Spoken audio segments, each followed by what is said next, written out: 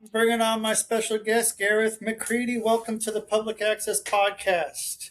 The Hello. podcast. Hello, Gareth. Welcome, welcome, welcome. Thank you. I'm happy So, to be here. yeah, I'm happy you're here too. So, we were talking right before we started about Gumtree, which is a place where you can be able to find certain things that may be free. And Yes, so, it okay, so you Facebook has found marketplace. Facebook has so marketplace, right? yeah. Is this better than marketplace? Is this like the It's local similar. one? Yeah, it's a local. It's Australian, I believe. I don't think it's gone anywhere else in the world. Okay, because yeah, like when I was living in back in Utah, they had this one that was like kind of specific just to the area, and Right. that was where you'd find stuff for it. And yeah, I found some cool stuff. It wasn't always free, but what have you posted on there? What have you given away that's been free? I guess would be the first question. I suppose about 30% of the stuff I picked up, I then put back up again. Some of the stuff is free, but not all of it. There's a freebies page, and I didn't know about that first, and I needed to um, furnish a house. I'm in charge of a Oh, share house. So I needed to furnish it. So I went on to this site. Then I found out after a little while that there's a freebies page, and I was like, "Oh, this is brilliant." yeah. Where's this been? Where's the freebies? So you got what was the first thing you bought or first thing The you went chair I'm searching sitting for? on, the The chair chair I'm you're sitting sitting on, on. and the Okay. desk I'm sitting at. So did you get to test those out? Did you like go over to someone's place and get it, or did you meet them in a parking lot, or meet them, behind a building, making sure the cops don't see you? Like, what was? How's that work for you? There was one girl who wanted to meet in a car park, and I think it was because she was generally speaking fraidy cat. Okay, Um, yeah, I'm not sure, but I got a meat slicer. Those ones you see in the deli where it's got the rotating blade. yeah, I got one of them for free. for free. That's those things can get pretty costly. How was it pretty clean, or did it need some It cleaning when was you very got it? clean. They Oh, upgraded. They wanted to get rid of they wanted the space. that's amazing. That's one hell of a score right there. Yeah, Uh, yesterday I got three guitars. what for free? Yeah, an electric guitar, an acoustic guitar with strings, and one without strings. Do Fella was you just play giving them away. them, or I are can you play. gonna? Okay, and you're just on the freebie, and you're like, okay, there's someone giving away three guitars. Time to You have drop to what be I'm fast doing, when and they're like that. It's like if you're not the first person, you don't get it. right, yeah, because there's not going to be someone saying, "Hey, I might come pick it up tomorrow," or "Is this still available?" It's, "Hey, I'll be over there in 20 minutes." If someone says, "Hey, I'll be 30 minutes too late," like someone's already Yep. coming to get it, I I don't don't know have to why he was deal with giving it. away guitars. They weren't his apparently. Someone had left him at his place. Okay, and so have you gone and picked them up yet? Yeah. They're in your possession now. You have three new guitars, two with strings and one without strings. Yes. I just looked at the one. I had got a case with one of them, and I opened it earlier today because they'd been sitting just behind me most of the day because I was busy doing other things. I just dropped them there, and then I went and hid them in little spaces. And I opened the one with the case up and found it was missing one string, but that's not a Oh, problem. yeah, I mean, I assume with I don't know, whatever uh, Alibaba or something, you can probably get one pretty quick, or Amazon or whatever. Right. I Or do you don't go know to a what store? Alibaba is. I don't know what Alibaba is, but if I Okay, want like strings, I'll go to the music store. oh, you can go to a music store, not like something where you could have it delivered to your house, like a basically. If you can go to a music store, even better. I mean, it's probably pretty easy to just go grab a string. So you got to grab one string plus I'll what, probably have six to buy strings? the other guitar, which has no strings on it, has peg holes for the Okay. strings, and so I'd have to buy some pegs for it too. But I've been thinking of having basic guitar lessons in my studio, so having spare guitars for people to play was a thing I'd been thinking about, and I was like, oh, great, excellent, just thank you, Well, whatever yeah. is running the universe. Yeah. So, what's your studio? What is it? Are we in your studio right now? No, we're in my office slash gym area. You can see in the background there's a gym area I have, Okay. So, and my studio is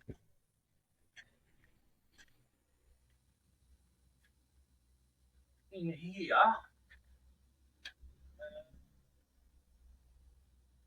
oh wow.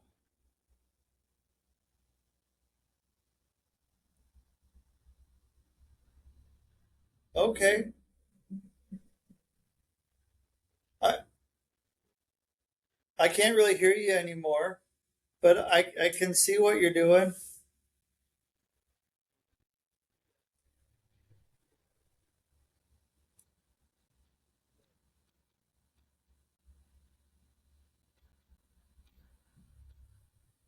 Holy shit.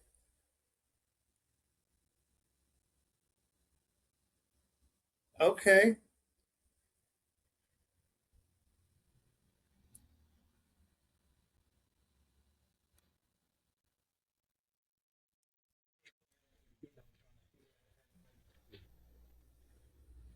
Uh, so okay.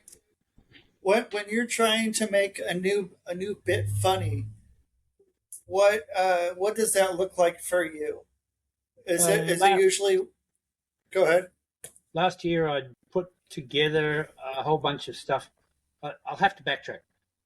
For Sure. 23 years, I lived in Japan, and I did a Okay. street performance making balloon animals, doing magic tricks and juggling tricks for kids and parents, and I'd get paid gigs where I'd do basically the same show, and I made a living doing that for 23 years. And I'd been a stand-up comic before, and I came back to Australia in 2011 and decided to get back into doing stand-up comedy, and went around the traps for a couple of years, going backwards and forwards to Japan and back to Australia and back to Japan. And I looked at the comedy scene and I went, you know what? I don't really fit in with this crowd anymore. I don't understand why they're laughing at the things they're laughing at, and why some of the things I think are funny I'm getting told I shouldn't say. So I decided to kick back and look at the culture and get some, proper jobs, see what happens. And then last year I'd collected basically 2 hours worth of material that I thought I could test out. And it is pretty close to 2 hours, and I've now decided to split it into two shows. One of them is actually a comedy show, and the other one is sort of more like education about words and how they matter. What- So then, so you have like 2 hours, like 2 1 hours that are both pretty tight right now. Yes, I spent 4 shows in the studio last year figuring it all out, and realised it's just too long and it's too uh, disjointed as one entity. I have to separate it into the educational part and the entertainment part. I was looking for edutainment as a thing, Yeah, and the education part is too real for the audience to want to laugh at it. that can happen. Yeah. Would it have been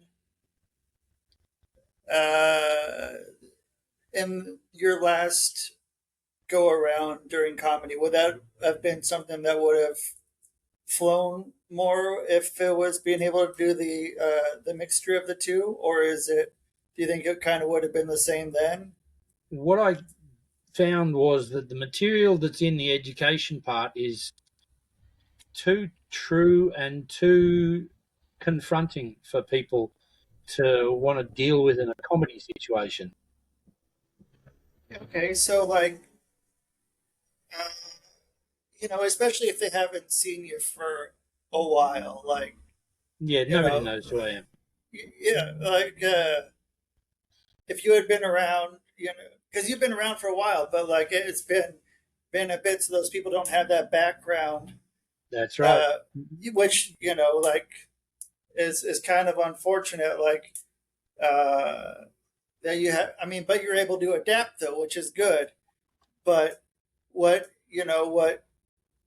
the actual message and what you're trying to convey is different than what is coming out. I guess is the way to put it. So, Yes. um, so okay, so when you were switching it, so then like you have the entertainment part. Are you feeling like you're missing something while you're doing the entertainment part? Without like, do you feel like you want to be putting some of the educational part in there? Because I mean, I guess you did before, but I mean, does it get to a point where you're like, I mean, this would make this make more sense, but you found a way to get around it and being able to Yeah. like punch it after that. And but I have yeah, I mean, go ahead. separated them now, and they're in two documents on my computer. As one of them is called "Welcome to My New World," and the next one's called "Welcome to My New World Order." And about 10 years ago, I did a show. I said "Welcome to My World." That was its name then, and then recorded that and put it up on YouTube. There's about 40 minutes of it up there now. And then I went, you know what? I just need to look at the culture some more, because it was a combination of the stuff I did in Japan, which was street performance. That you've seen every generic street performer do these jokes before, and the stand-up comedy I'd done as a young fella. And I'm like 64 now, so the stuff I did when I was 30 doesn't really fly for a fella my age. Right. Yeah, I mean, some people still are doing those hits, and that works for them. But yeah, I can understand that being, a different time. Because I sometimes watch people that are, musicians or sometimes as comedians. I can think of some, where they're still able to do their jokes they were doing, however long ago, 30, 40 years ago. And that's fine. And same with musicians, but like, I don't know, I'd have a hard time doing that. But all the respect to the people that can do that. But it's, Mm. There uh, are there are many reasons why the comedy might not work. One of them is the comic getting bored with doing the joke.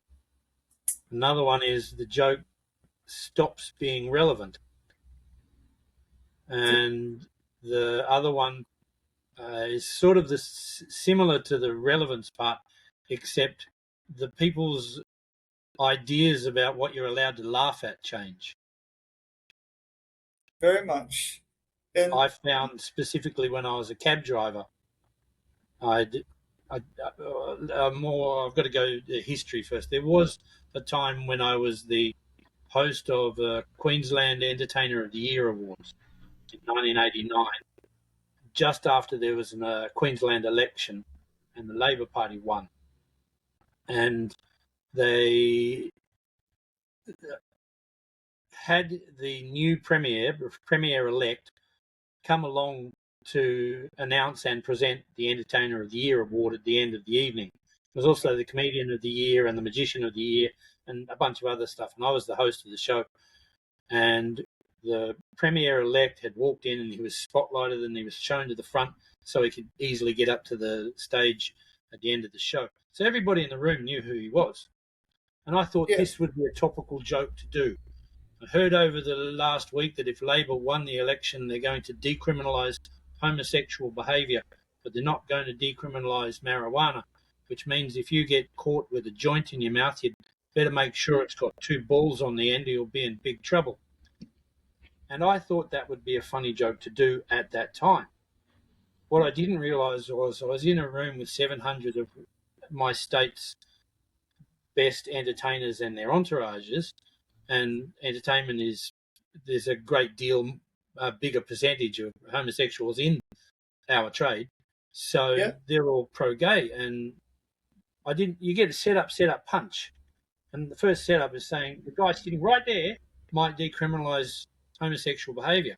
The audience just erupted into cheers and applause. I had to wait, and in the middle of a joke, I've only done one part of the setup, and I'm waiting for them to calm down so I can do the rest of the joke. And it failed in comparison to the response that the initial setup got. And then a year later, he actually decriminalised homosexual behaviour. And then 2 years after that, or the other way around, I forget which now, I went to Japan and lived there for 23 years. When I came back to Australia, I heard gays should have the right to marry. Gays should have the right all the time. And I'm like, what are you talking about? Even when being gay was illegal, you were allowed to get married. And then someone would say, no, they should be allowed to marry each other. And I said, that's as silly as saying a pair of electric plugs can couple, or a couple of electric sockets are a coupling. Now, you giggled. I sat in a cab for 2 years, and when there was one person in the cab, they would giggle at that. If there was two people in the cab, they would look at each other and wonder whether it was okay to laugh. If there was three people in the cab, they wouldn't laugh at it. Okay, so I experienced that. When was that? Uh, 10, 15 years ago. Yeah. And then I would see, because there's the very well established comics, and then you would see the people looking at them to see how their reaction was. If it was, if you're workshopping anything, see if they're laughing before they go. If they start laughing, then they laugh. If they're like, not doing this one, then it changes. And so you were workshopping on the people you were driving around, Yeah. and It okay, was really educational as a cab driver. I bet that's new audience every every hour at least, Someone you someone can new. actually And discuss the jokes with. so how did that go? I mean, did people uh, were they usually people that were from out of town, or were they people that were local? Or There was a mixture. I'd pick up people from the airport, but that was very rare.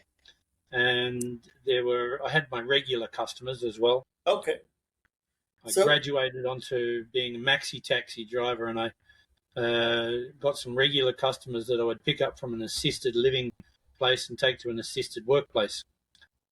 They were funny. yeah, so wait, what's the maxi taxi?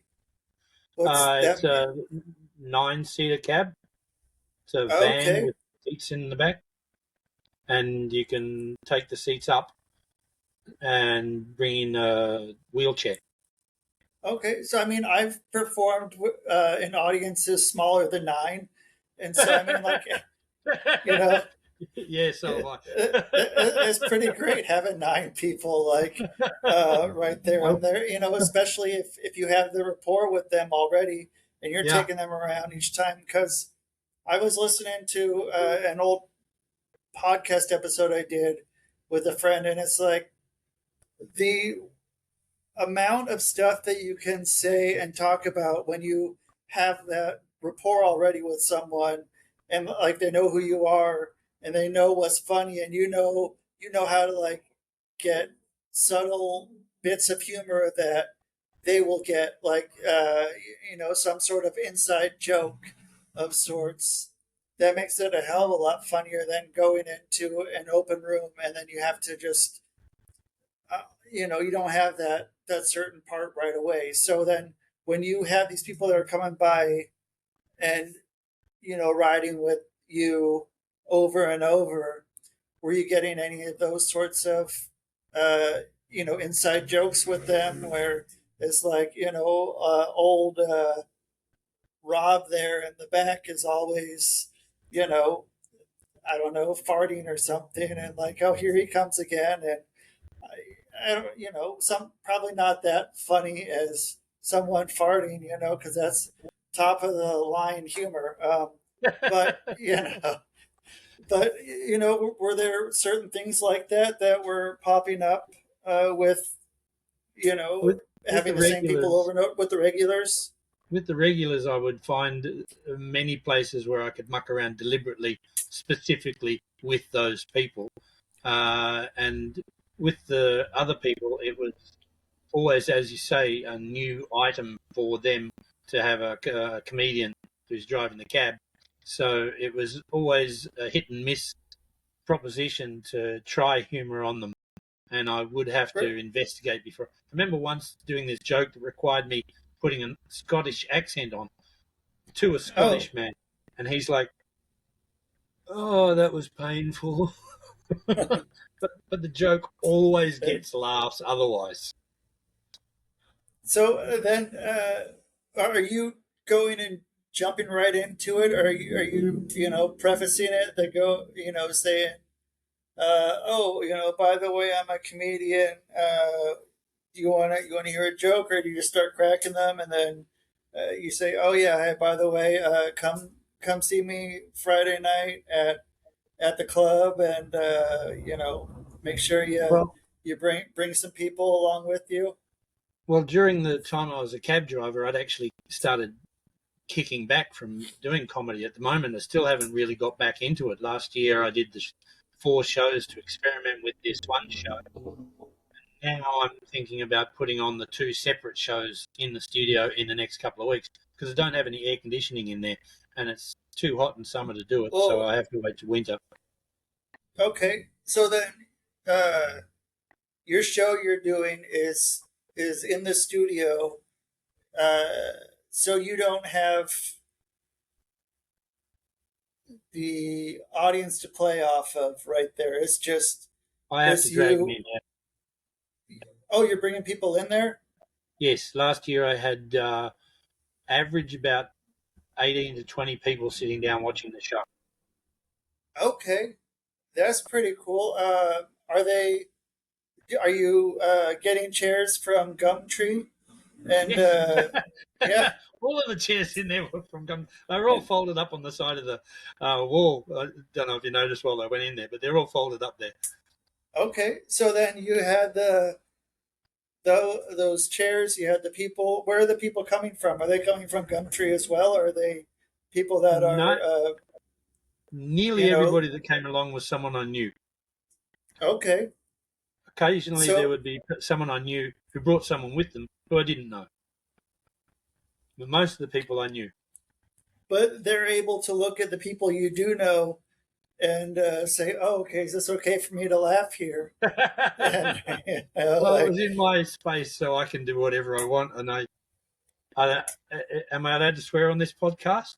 if you'd like to, yeah, I might swear one or two times. Fuck, fuck, Oh, fuck. If go okay. for it. So I would open the show with something where I swear, and then I would say, I should apologise for my language. I said I should, I didn't say I would. I speak Australian, and it is a language that does require being apologised for occasionally. And I thought that was amusing, and it seemed to get the laughs.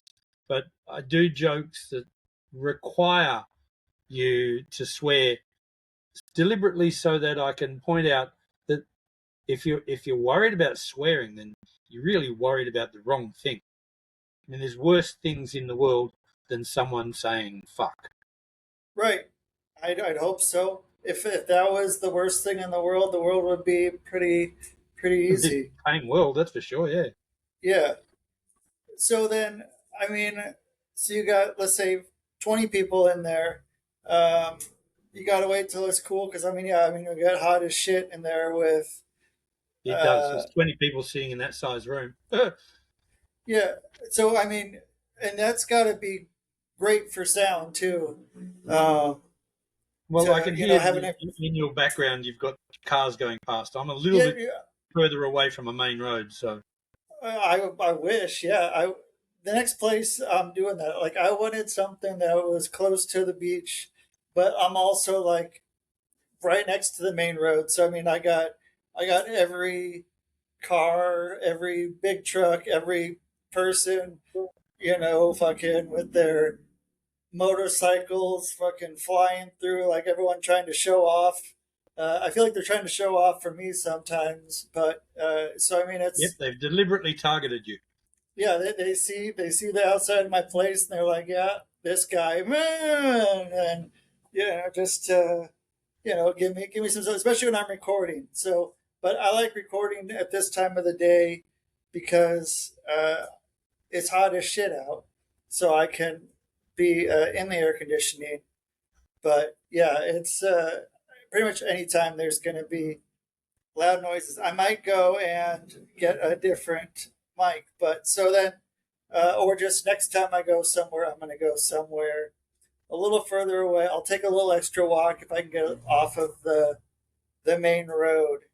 But yeah, so I guess it gets a little wild out here. So the you got it pretty in close. I mean, like the sounds of the laugh and the whatever other noises that the crowd's gonna make is pretty enclosed, and it's not like it's getting drowned out with some tall ceilings or some Yes, we're a you know very low ceiling here.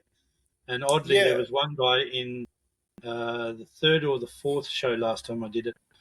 I knew him from some music thing, and he came along, and he was rather tired and went to sleep in the middle of the show and snored. That's a good one to have. I'm like, is he asleep? And the person next to him, yep. And he's like, oh, all right. And then, so what happens then? Because I think I could probably do that. I could probably get someone to fall asleep during Yeah. mine. So what happens? Are you just does that pivot then to them Well, being I was working basically from a script that I'd prepared okay? previously. I'm going to do this bit, this bit, this bit, this bit. So it was just that I heard him snoring, and I went, "Oh, okay." But it's not like a comedy club where you have patrons who have, come to see all of these comedians, and you're just one of them, and you can rip the person a new asshole if you want to, because Right. take making fun of the audience is part of the job. These are a bunch of people I know, so I'm like, for fuck's sake, what? Yeah. I'm videoing this. Do you mind? Yeah, I'm gonna have to do this again. I need He so did. He did say he okay. wanted to buy one of my t-shirts, the merch I've got. Okay, so what's who's making your merch? I have a lady who does art for me. I've got a children's illustrated booklet that she did the artwork for me, and I had this idea of an avocado that's been sliced open, and it's sitting on a piece of toast, and it's drunk, and it Oh, was captioned with "smashed avo on toast," which is, I think, it's an Australian term. I don't think you guys use it. If you buy mashed avocado on a piece of toast, it's called oh, smashed avo on toast. you it was just avocado toast as far as Right. I know. What Yeah, yeah, the one term in Australia is smashed avo on toast. okay, that's So I just something else. made, Oh, so you have a smashed avo fucking wasted yep, on avocado wasted on a yep. He's got toast. a bottle of wine that's fallen over and it's dribbling out. He's got a glass and he's like got the little spots around him. It was a really good artwork. She's brilliant. So is that kind of been your what's it called? Like your so if does it have your name on it, or is there are you the smashed avocado, No, and no, then no. it's like oh It that's doesn't look like me and it hasn't got my name on it. It was just a joke T-shirt I came up with that I thought of okay and got it made. So I have them for sale. okay so you all right so you have those ready to go at the merch Yep. table dot Gareth Yeah, you and GarethMacready.com. You can actually go on there and buy one from me if you want. okay and so then you're doing all the shipping. What's are you shipping out Usually, anything? Oh, go ahead. usually nobody's actually bought one from my website yet. Usually, it's someone who is at my show. Or the other week, I did last weekend I did a book fair. So Yep. I had the two books that I'm selling on the table, and in the background I had the T-shirts for sale, but no one bought them. Okay. Well, They were all that's all confused right. about what it was doing there. About what you were doing there? No, the T-shirts in the background. What's the Oh, smashed avo on toast all about? It's just a joke T-shirt. it's whatever you want it to be. Hey, It's it's nineteen ninety $35. nine. Yeah, $35, right? Yeah, like that's what it is. That's all it is right there. And so then, yeah, I mean, so then you got that. So when you're writing, let me jump into this. So Huh? um, are you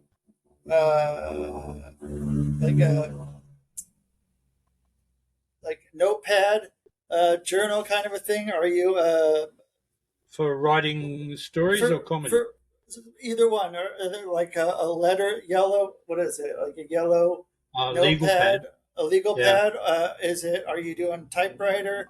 Are you doing computer? Are you doing stone and chisel? You can see that a bunch of paper Holy there that's shit! sitting in the shelves. Yeah. So I was working for Mercedes-Benz Brisbane for a while, and they had this invoice print up that gave us an extra sheet of paper all the time, which was only printed on one side, and we never used the piece of paper. It was always being thrown away. So for 2 years, I collected pieces of paper to use as random notepads, and they now contain notes for what I'm doing. These are the notes for the stories I'm attempting to write at the moment. Haven't done any joke note taking for ages. Okay, that's not where your head is right now. It's where your No. head is. Like that's good then. And I mean, wherever the creativity's going, as long as the creativity's going somewhere, Hmm. you're good. What happens when your creativity is not there? When you're not able to create? Does that ever happen? Yeah.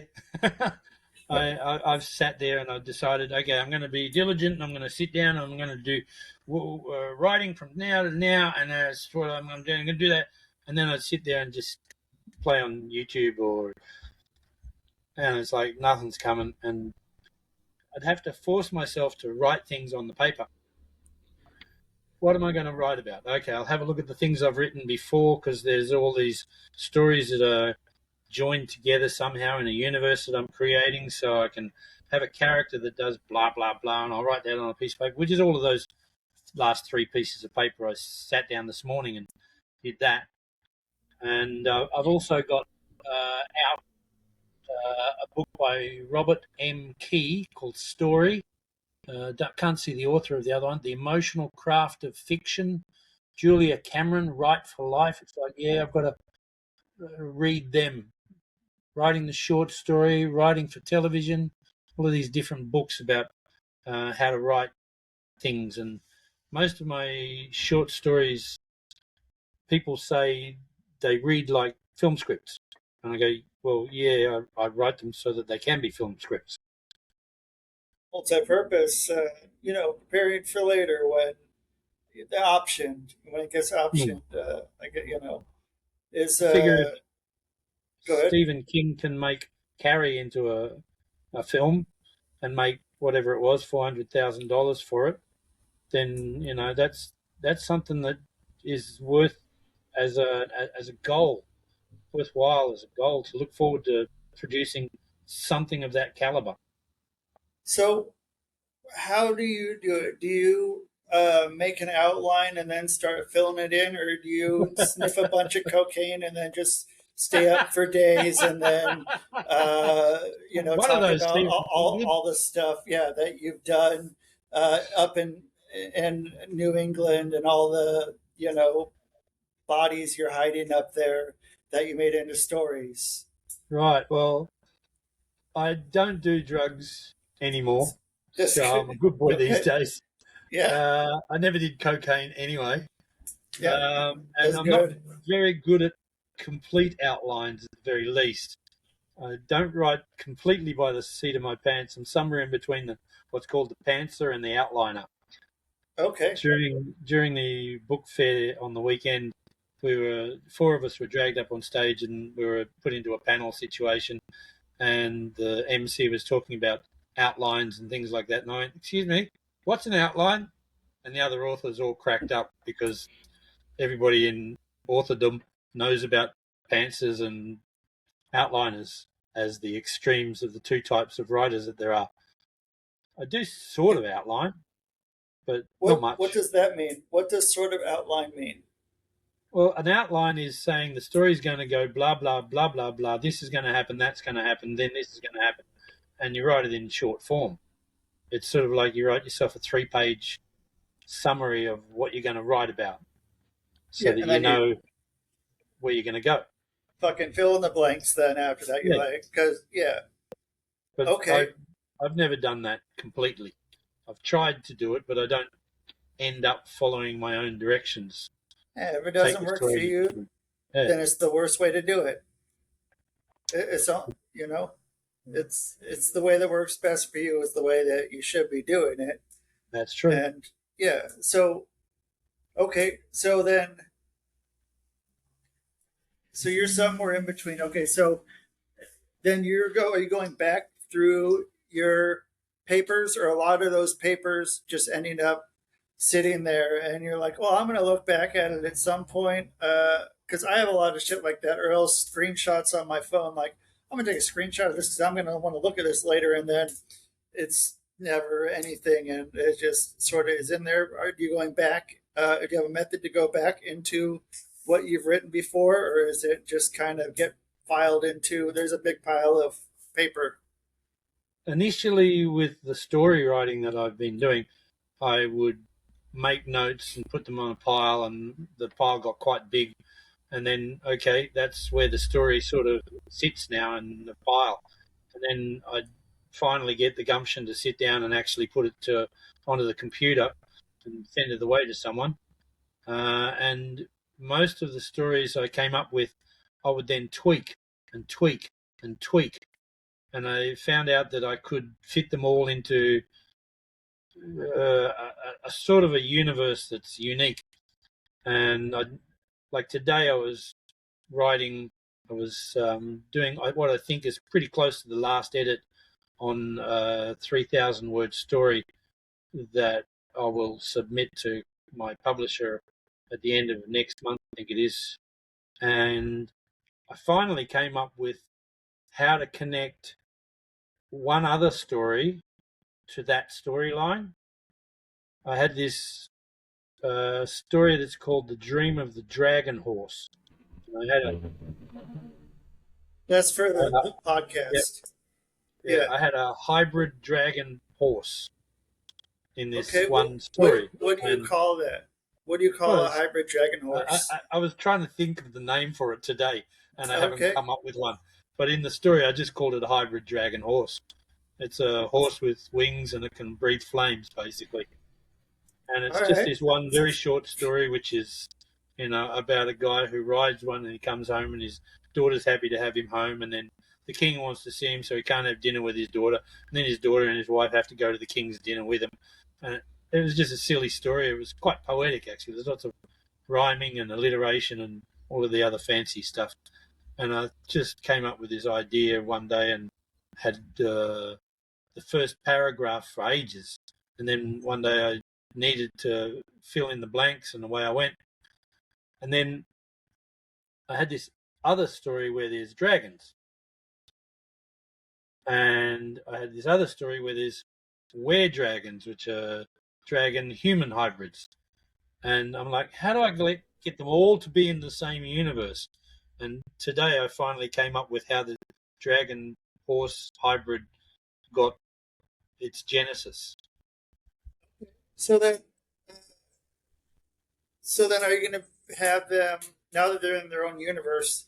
So I mean, then you can have the more crossovers. If you like down the road, you can Yeah, have more, feel what characters are coming out and have those origin stories of whoever, whichever, if I don't know, like one of those side characters that's in there.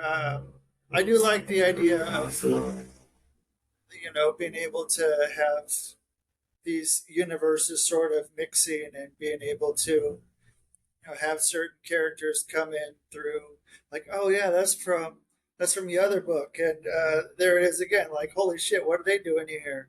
And it kind of it's a good callback, and people like callbacks. you I know think so. It was one of the things I learned in improvisation. I studied yeah, with Keith Johnston, the guy who invented theatre sports, and some of his students, and that was where one of was the things, oh, go ahead. recapitulation of bits that were in the scene previously, and shelving ideas that you can use later. These are technical terms in theatre improvisation, and callback is what a comedian calls it.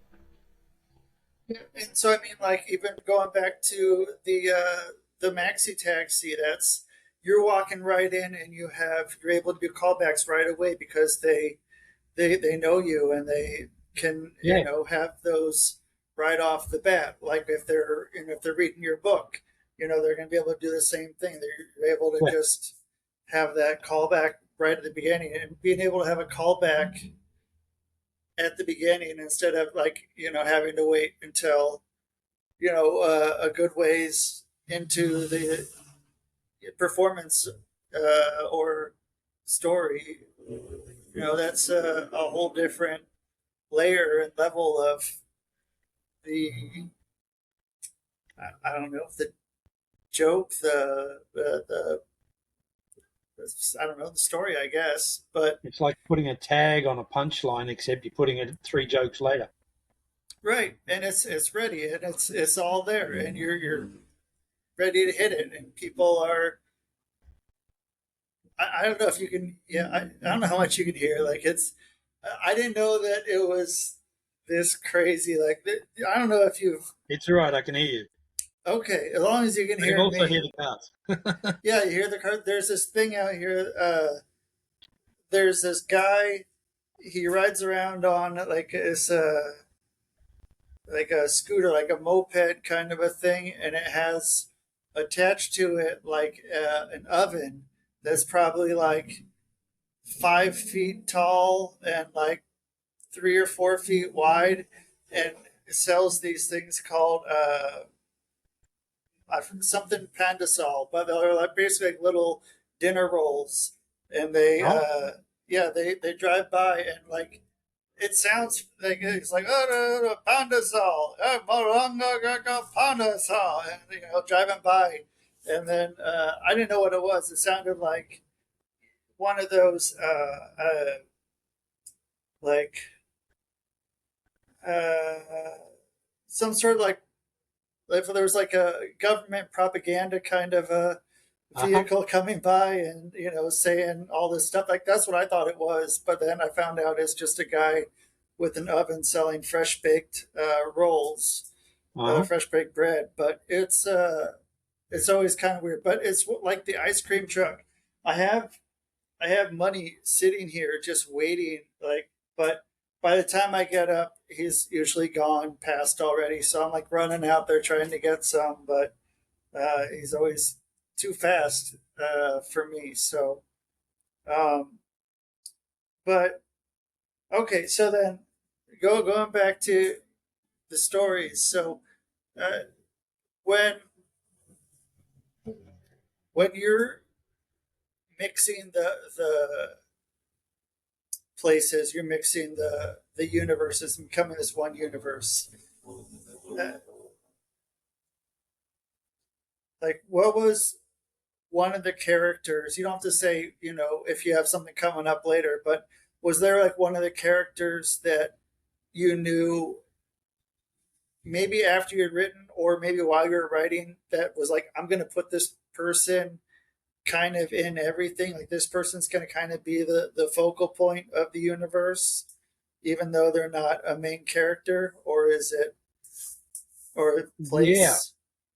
there is a character who is, uh, he's called Nicholas Oldfellow. He's a white guy born and raised in Osaka, Japan. Now, the whole genesis of my writing is basically predicated on his life. Now, you know the Shakespearean play Othello? Yeah, yes. There's a black guy. He's an admiral in the Navy in Venice in this, whatever, the 1600s or the 800s or something like that. I don't know when. But I was in a TV commercial in Japan where I was playing sort of like a Tom Selleck character. And there was a black guy who was born and raised in Trinidad but lived in America, and another young American, I think he might have been Canadian, but a white guy. But we were these trio of cops. So I was like the senior sergeant or something like that, the detective inspector or whatever, and these other two were my underlings, just for this character set in this series of television commercials for a phone company. And I was chatting with this black guy, and I got to know him quite well. And he was saying that Othello was all about how the white man has oppressed the black man. And I went, what? Hang on. Because I thought it was about xenophobia, but it wasn't specifically about white against black. And I decided to write a white guy in a Japanese community who becomes a police officer. Then I went, hang on a second, the Japanese are going to get upset with me if I do this. So I decided to create the planet Yamato, which is where the Japanese origins are. And I had to get him from Osaka somehow to the planet Yamato. And I had this teleportation idea, and I had to figure out what the teleportation technology was. And this went around and around and around. And there's a lady called Anne McCaffrey. She wrote a series of books about the dragons of Pern. There's a planet called Pern in her universe, and these dragons can teleport. And I didn't realize until I'd written something like 20 short stories how I could utilize the teleportation tech that the dragons have to get this white guy from Osaka to Japan. And it was like 5 years I'm sitting there going, well, the teleportation works, but we don't know how it works yet. And recently I've written 3 short stories which detail how the dragons that are in Pern came to be on this other planet called Avalon. And one of the dragons had an ambassador that went to the planet Yamato and got killed, and one of the dragons got left there. And that's how the teleportation for the planet Yamato got people from Yamato to Earth, to Japan specifically. And it's all very convoluted, I know. But I'm still in the process of figuring it all out. Which is why there's books on it. If it's convoluted, there's got to be books on it. There's got to be a reason to tell that story. If it wasn't convoluted, then what would be? Well, it would just be a sentence. It would be like, hey, here's how we got there. Nicholas Oldfellow is in 2 stories. One is called Oldfellow Origins, and it's got 3 parts about how he went from Osaka to Yamato and then helped out the police in a couple of instances. And then there's Oldfellow, which is the rewrite of the Shakespearean play, basically, where he's actually a police officer. And that's basically how the series of stories that all connect started, with that one character, with that one conversation with a black guy about, white versus black. Nah, it's not exactly the same thing. Yeah, okay, so let me jump around here for a second. So this commercial, what was that? Like, were you part of a casting agency out there, or were you like, they were like, hey, okay, you were. Yes, when I went to Japan, I'd been in commercials here in Brisbane. I'd been an extra in films and stuff like that, and I'd done some acting in student films, So it was something I would do. And then I was out in Osaka Castle Park, street performing, and a lady who ran an agency met me and gave me her card, and she said, "Do you want to work in commercials?" And I went, "Yeah, okay, I've done that before." So I signed up with her, and I got some TV commercial work out of her occasionally.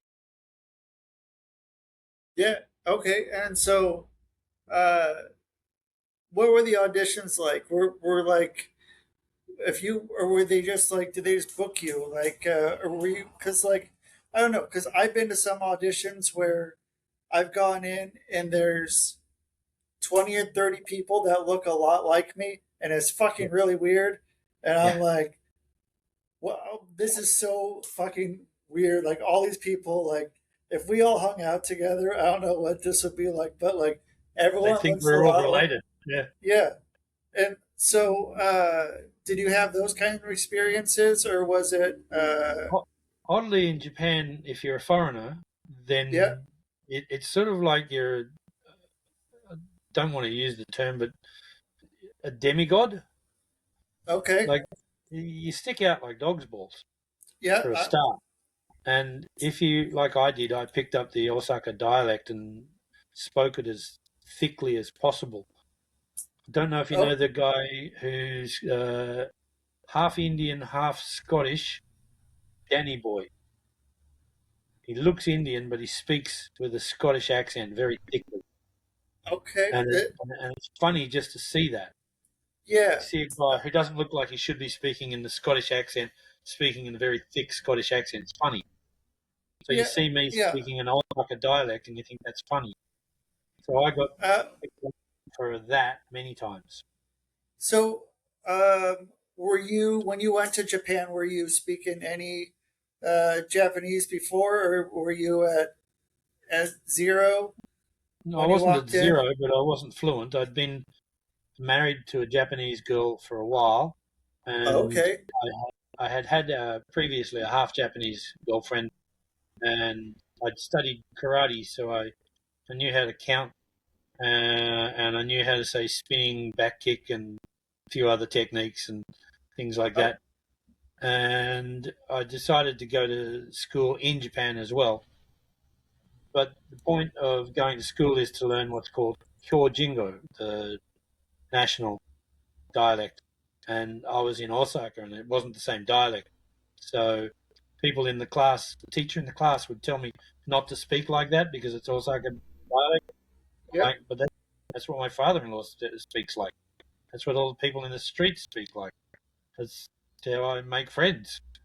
So I stopped studying and I just started listening.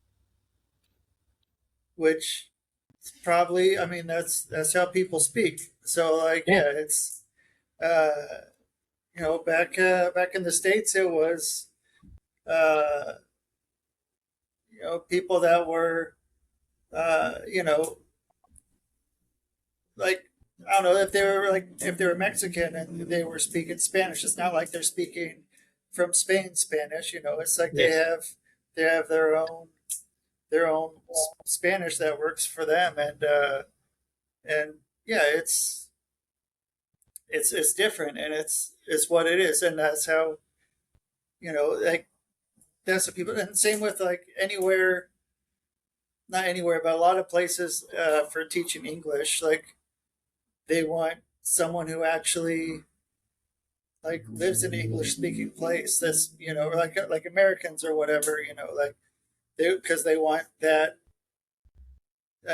dialect, those yes, small intricacies of whatever whatever stupid fucking words and phrases I use that yeah. someone may want to pick that up. I don't know. I don't want other people speaking like me. I don't think other people do, but maybe someone wants someone else speaking like I do. But other people There are, that lived by me out there, like I'm sure that there's people want that, but hmm. yeah, There were a it's lot of English teachers that I knew in Japan, and occasionally they would be wanting to take a holiday or something like that, and they had classes they needed to have a teacher for, yeah, and I would be the last resort, but they'd ask me to be the teacher for them. And most of them were American speakers. But even the British speakers, occasionally I'd walk into these classes. I don't know, over the 20-something years I was there, I would probably have done 10 classes. And just about every time I went into a new teacher's class, I would hear them say something, and I'd say, "Did your teacher teach you that that's it, correct English?" And they'd go, "Yeah." I said, "No, it's not." Yeah, I was like, "Really?" Oh, this is how people talk. This is how we communicate, and that's what it's about. You know, people talk and they communicate how they communicate, and it's like you know, ebonics for a start. If you wanted to be a black right? person and you Yeah, spoke like a black person, I did a show once where there was this American group of gospel singers, and they were all black people, and I was listening to them speak with each other backstage, and I was like, yeah, "You guys shorten words in really weird ways from my point of view." yeah. And this is coming from an Australian who, it very much shortens a lot of stuff. I heard this thing. So in the Philippines, that like Australians shorten stuff a lot, but then Filipinos kind of like shorten stuff even more uh, than Australians. So Well, as an Australian in Japan, occasionally I'd run into other Australians, and they would speak, and they would use words. For an example, this guy David, he was a magician, and in Australia you got a $10 note. That's a tenner. $5 note is a fiver.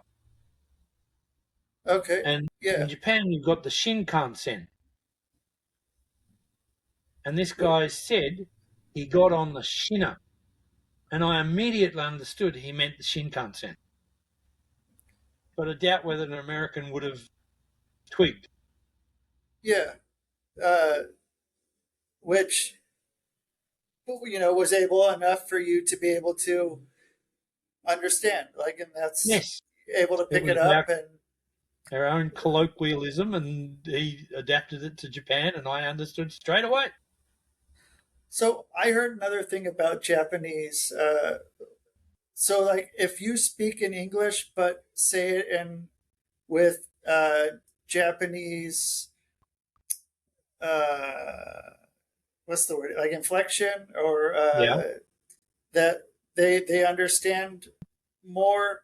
Like if you say like, I don't know, I don't want to do like, Oh, uh, no, you'd be in trouble if you do that. You can't mock the accent.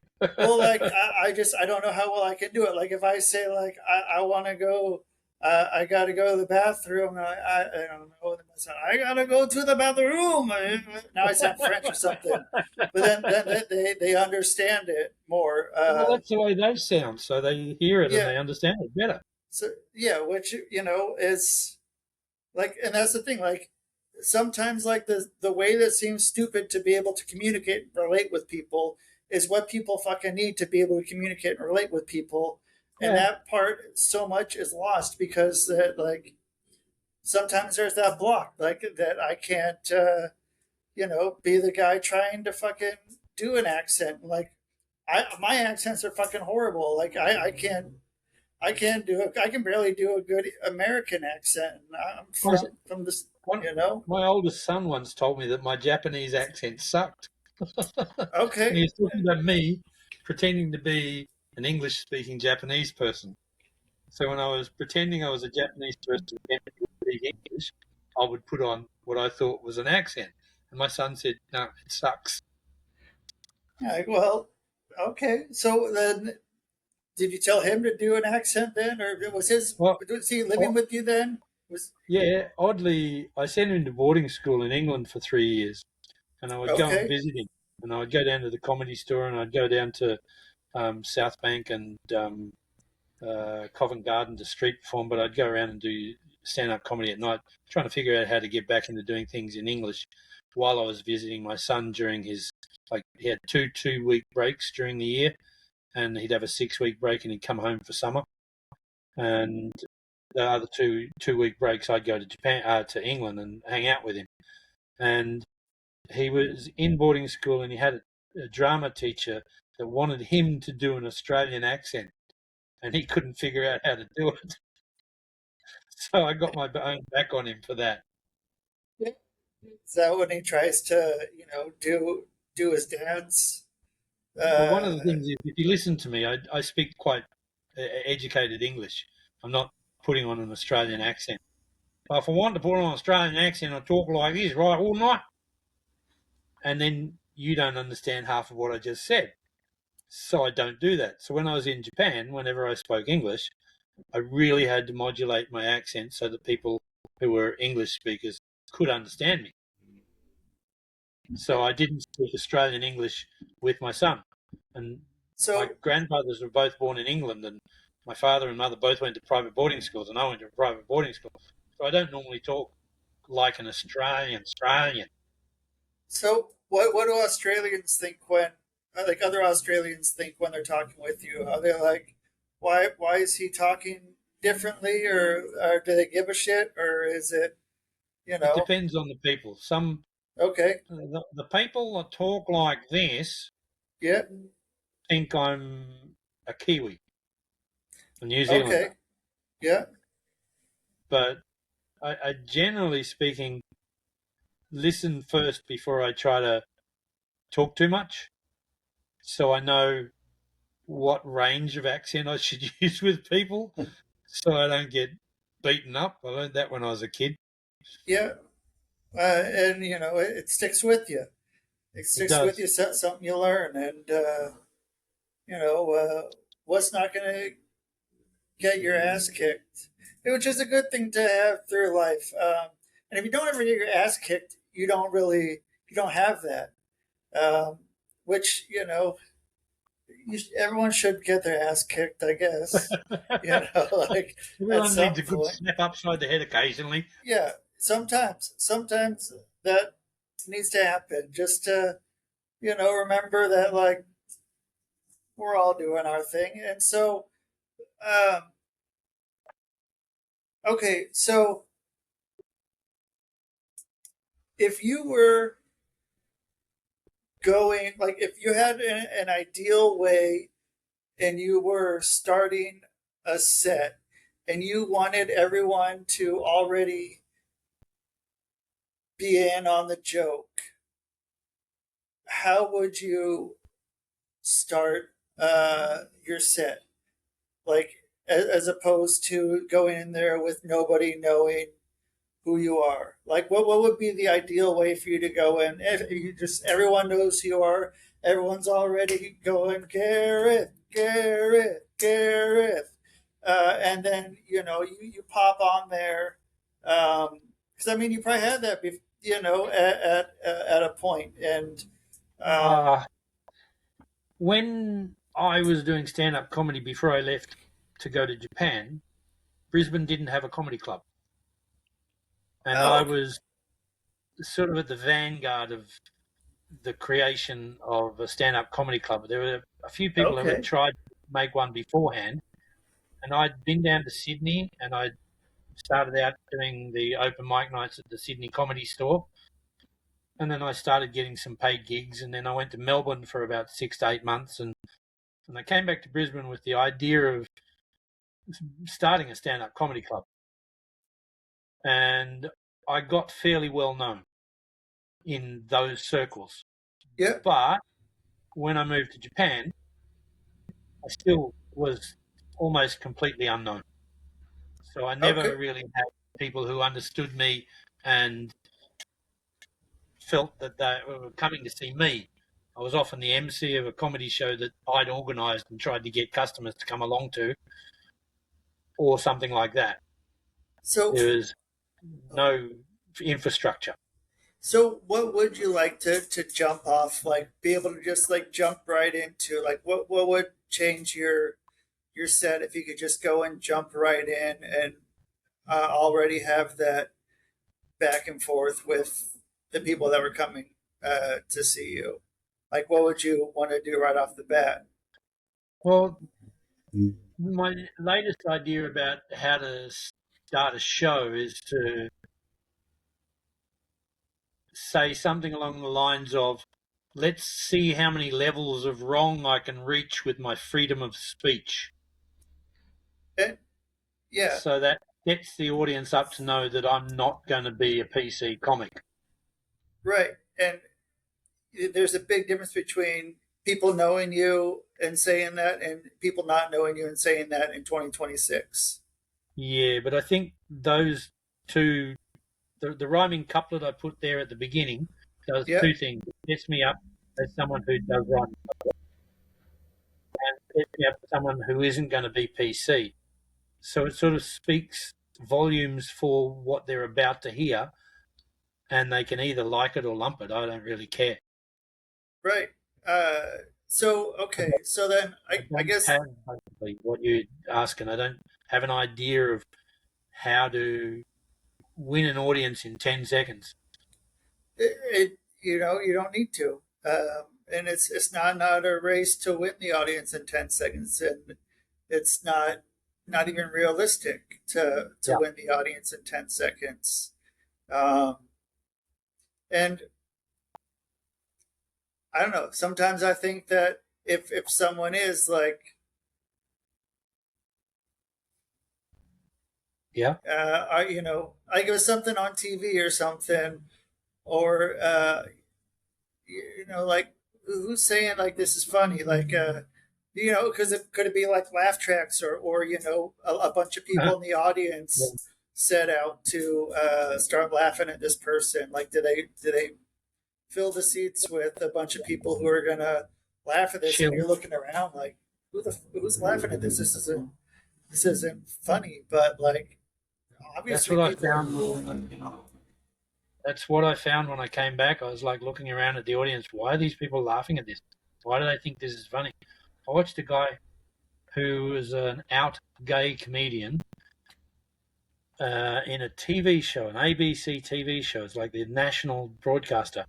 And I could not believe that he was trying to do this because he was obviously trying to coax this Aboriginal fellow to do the throw, to do the segue to the next bit. Yeah, And the guy, the Aboriginal fellow, looked really reluctant to do it. And they did the throw eventually. And there's a picture of the other guy bent over with a didgeridoo up his bum. And I'm like, what? And I just thought to myself, the Aboriginal fellow would have been ostracized by the rest of the Aboriginal community for being part of that. And I'm like, far out. I didn't see the humor in it. yeah, And it's like, there's a lot of that stuff out there. And I'm like, I don't even belong in the group anymore. So I selectively choose which places I'm going to go and do stuff when I do stuff. And it's very rare that I actually go anywhere to do stuff at the moment. yeah. I feel you on that, and I mean it's also who is, you know, who's on it. Like, it's nice knowing the people that are on it. Like, you can get booked on shows, but then you're like, well, who are these other people on there? Like, if I'd want to know who the people are, I'd want to know them. I don't want some random guy, and then it's like, oh shit, this guy. Not even that he sucks or he's not funny, because sometimes I suck and I'm not funny. But like, I don't fucking get this. I don't. This isn't like I'm gonna be lumped in with this, and you know, I don't want to be. I don't want Tainted to by the be. same brush. What's that? Tainted by the same brush. Right, right. And so I mean, if that's why, like you were saying, like back, I think like the street performing, the in the, you know, in your studio, in the cab, like I think that's like the authentic. That's where stuff is actually happening, and it's not the same kind of curated, and it's still like you're able to do your your like everything that is you, and Yep, there's no one who can total. say anything else. Yep. It's what I enjoy about my studio. That's it. That is the Yeah, reason for it. I didn't want to be I didn't want to have my image coloured by the folks that went before me in the stand-up shows. I want people Right? to just watch this. Yeah, they're not. If they don't get it, and they don't get it, and they're not. It's okay. That's their lane, and you have your lane, and they can do whatever the fuck they want. And the fact that it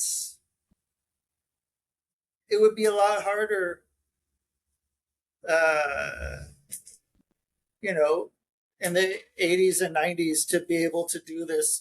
Be able to do a set in your studio, and uh, you can maybe tape trade around. I don't know if there was comedy tape trading, but with like they had that with pro wrestling, like in the 90s, there would be tape trading of shows around. But I mean, now is you can do it on your own. You can make your own. You can put it up on YouTube, and anyone can Yeah, see it. And it doesn't have to be. Yeah, it does. It can be something unorthodox, and unorthodox is fucking fine. It doesn't have to be in uh, at the local comedy club. It doesn't have to be in a bar. It doesn't have to be, uh, out anywhere. You you're can right. Anywhere is fine. Anywhere with, I guess, I probably should have a mic if you're doing comedy, but you don't really need one. But I mean, Not in a room with 20 people in it, no. yeah, I mean, you just You want go. to do. There was some jokes that I did when I was younger that required knowledge of how to use a microphone. How you can put your hand over a microphone and it sounds like a tannoy, the public address systems in train stations. Oh yeah, So I do train announcements that went, the train arriving on platforms 5, 6, and 7 is coming in sideways. And that was made more real because I could put my hand over the microphone. But that's good for if you've got a microphone. But if you don't have a microphone, you can't really get away with the sound effect caused by the microphone. And when I was at the Comedy Store in Sydney, they had a sign on the inside of the dressing room that said, "Hold the microphone 9 inches from your mouth." And I used to do that. I used to hold it 9 inches from my mouth, and then it's a you long learn way. microphone technique. Some people you see, like big singers, they've got the microphone sucked right down their throat almost, Right. But nobody can see their mouths move. And then one day I was doing a show and I was following a fellow who was a good comedian and he wasn't getting any laughs. And I went on stage and I was like, oh, this is going to be scary. But I just automatically did what I normally did and I got good laughs. And I couldn't figure out why until I found out that about a third of the audience were deaf and they were reading my lips and they couldn't see the good comedian's lips move. So I was like, there's some reality to the need for holding the microphone away from your mouth. I would have never thought of that. I wouldn't have unless I'd had a deaf audience. Yeah, and so I mean, see, you've had the deaf audience. Uh, I mean, yeah, that's probably not something that they told you beforehand. You didn't go like, no one Nobody said, told "Hey, me deaf. you got half the audience is deaf. You're going to have to do something a little bit different." I You probably know, would have shut myself if I'd found out first. right? So then, uh, when you're watching like, I mean, are you watching? Are you hearing people and seeing like this guy's getting no laughs? Are you back in the green room, or are you like watching somewhere? I was backstage listening and I just Okay, heard the guy that was opening the show was a good comedian. He was quality, but he yeah, just wasn't getting what I knew he was worthy of in the show. In that yeah. show, previously I'd worked with him and he was really good. He was getting good laughs, but that day he just and I was like, trepidatious is the word that comes to mind. It's like, oh, this is going to be interesting. If he's not getting good laughs, what am I going to get? Wow, okay. Yeah. So, I mean, have you ever had to change your whole act? Like on the fly, if someone ends up doing a set that's pretty much very close to yours, and Yeah, and then you're just like, well, shit. Like, what am I going to do? What happens then?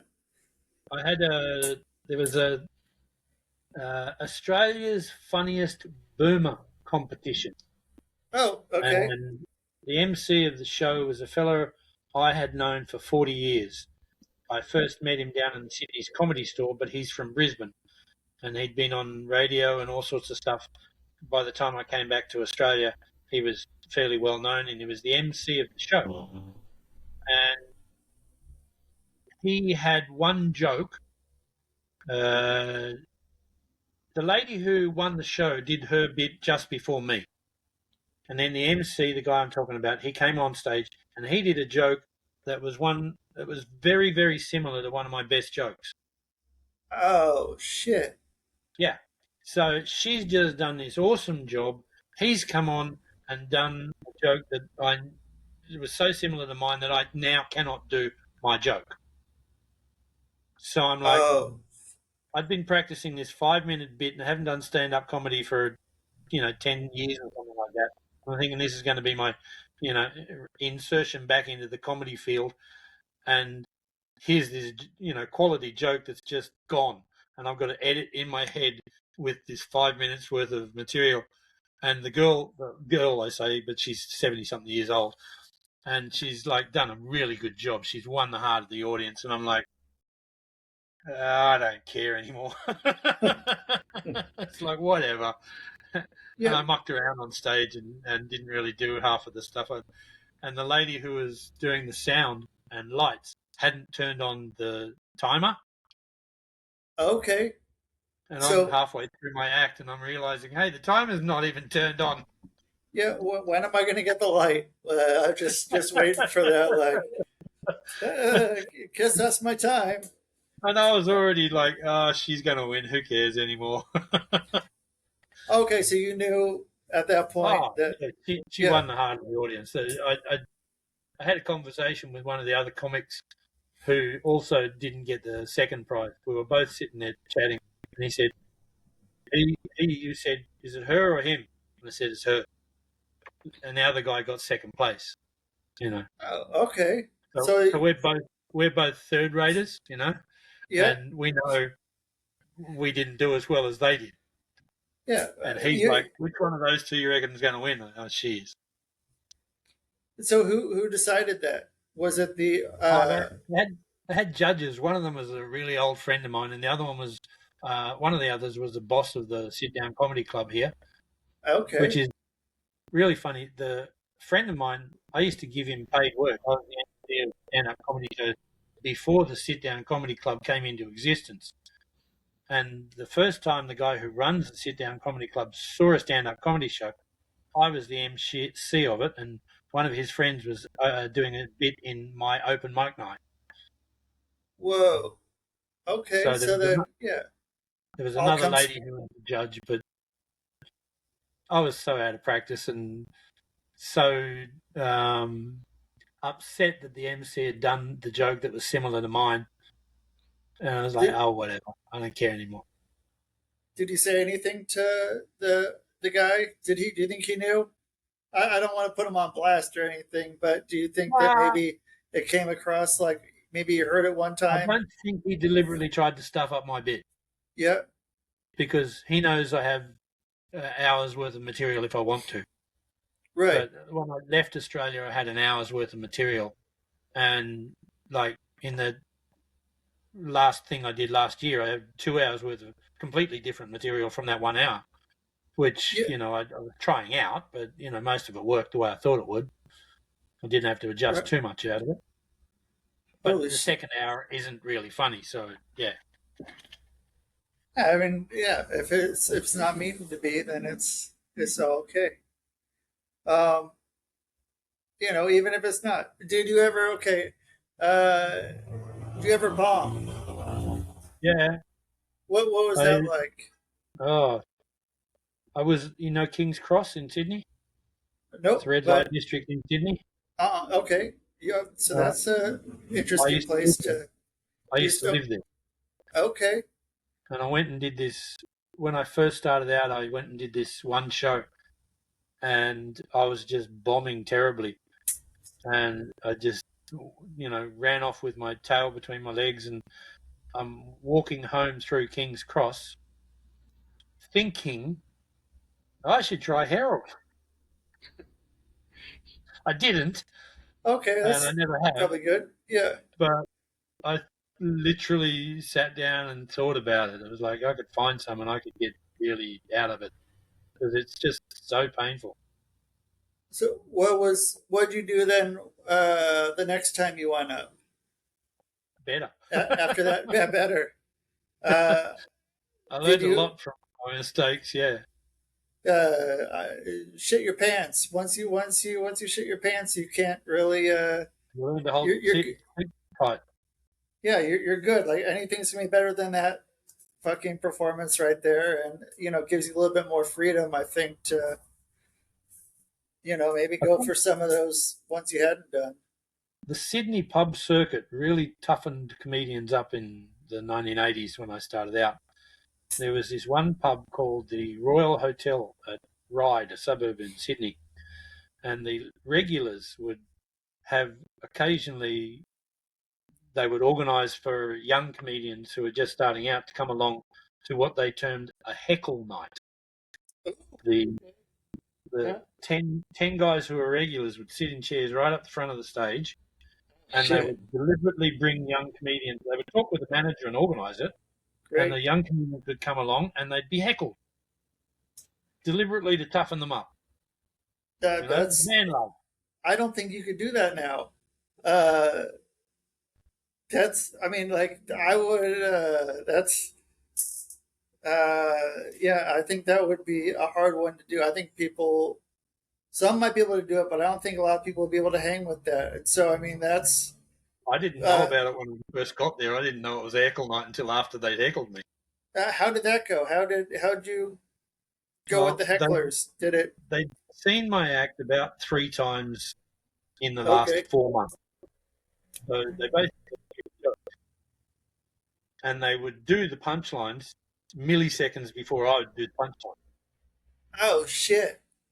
And then simultaneously, when I was winding up with my finale, Yeah. started counting down from 10, 9, 8, all of them in unison, 10 of them, out loud, really loud. Oh And then at the shit. end of it, they went, fuck off, cunt. And I went, oh, okay. I suppose I'd better go home now. See ya. But it I, wasn't the worst that they did. I heard there was this other lady who had come from Brisbane and was a well-known stand-up comedy. She was working there one night, and I knew the MC of the evening where she was working there. And I heard from the MC that there was this biker guy sitting in the middle of the audience when she was on stage, my friend from Brisbane, Rhonda was her name, and he said, show us your blood hole okay. in the middle of her set. Right? Same pub, same people. And then Fingers Domain was the MC. He was a card magician, comedian. And he came on after Rhonda left and said, how could you say that, man? That's a friend of mine. How could you say that? And the bikie said, show us your tits had been tunned to death. This is the pub that, like, fostered me as a comedian. This is how I grew up as a comedian. So I You think were. no matter where I go after that series of pubs in the 1984, 5, 6, Yeah. no matter where I went, I didn't care what anyone in the audience did or said. Yeah. I I mean, would be able to take it. I think that's important to be able to have that because you never know. Like, because then you're when that happens, you're not sitting there fucking stuck. You're not just I don't know what to do. Like you're able to. be able to think on your feet when that happens. And you're like, oh, I had someone do this to me, and someone already said it. Fuck off, cunt. Already before he said my punchline. Like what the fuck else? Like here it is. I can do anything now. I have the tools that I need, and I mean that's good. They're able to do that. It certainly Yeah, toughens you up. It's hardening. It's a tempering. It's right. And yeah, you don't want to be a comedian on stage and fucking get heckled and shut down. You got to be able to fucking either fucking throw it back or power on through. at Because one what's that? stage I had 5 pages of comeback lines written down. I was like, if I say this, it's like I had repeated many, many, many times. If I want any more shit, pal, I'll just squeeze your head. Oh, Yeah, look at this, ladies and gentlemen. This is what happens when cousins fuck. Just yeah, stop comebacks. yeah, and you just have it ready to go, and then you're set. And if people, sometimes they might be cousin fuckers. You, you never know. And then they're like, oh shit, well, how do you know? How is that happening? And How so, synchronous is this? yeah. And so, I mean, if you got, there are people out there that are cousin fuckers or not cousin fuckers. How are they going to find you? How do they find you in the world? How do they Is there find a your Facebook work? page? Yeah. Is there a group chat for cousin fuckers? Yeah, group chat for cousin fuckers. GCF like can't forget about that. That's gonna be huge in a few months here. So, And we yeah, started it. We can claim that. Yeah. that there were a lot of cousin fuckers. No. We can lay claim to the Oh, idea of having them all have their group chat. right, yeah, you guys, any cousin fuckers out there, we have a place for you. It's set up, and you're gonna be good. Just What you were talking about earlier about how you can have an audience that already has the callback idea. yep, So what you did with that was like, yeah, just like that. It was the callback. You and I have got to know each other now, and we can say things to each other from the hour we've been talking already. We know, okay, we've gone this far, we've gone this far, we've gone to cunt. So right, that's broken all the boundaries now. There's no limit to what we can talk about. Cousin fucking? right. Yeah, nothing. Yeah, there's not a big jump between cunt and cousin fucking. I mean, that's I think where it's gonna go. And so, There's a certain clientele that won't want to watch this podcast. yeah, there's I gotta get okay. That'll probably be the title. So The Christian community won't like me doing this. yeah, well, like that's they'll get it. They'll be there. The ones that get it, and yeah. So people can find you on your website. They can, and everything they need is gonna be there. Like it's that simple. Yep. GarethMacready.com. If anyone wants to find me, that's easy. Okay, well, yeah. Cool. Well, Garrett, thank you so much for Thank coming you. on, and happy you got to do your first podcast, and now it's something. Now we can jump from cunt to cousin fucker to like we're set. We're set. It'll be next time we can just start off right off the bat That level. yeah, people have listened already, and we can go start right off the bat and go right to that level. And so the callback is ready. So Sounds like a plan. yeah, you have a great rest of your day, and say if we come across any cunts or cousin fuckers, say hello to them, and Okay. yeah, tell them they have a place to go now. Thank you very much. Well done You're on your welcome. podcast. Yeah, thank you. Likewise. All right. That's Gareth. So you guys, that's my number two friend named Gareth. Not that he's different. I have two friends named Gareth now. I'm calling him my friend. So everyone, thank you for being here. Check him out. Check me out, rustydiamond.net. Anything you need is going to be there. So thank you, everyone, so much for being here on the Rusty Diamond Podcast Network. And that is the show, Man Boom!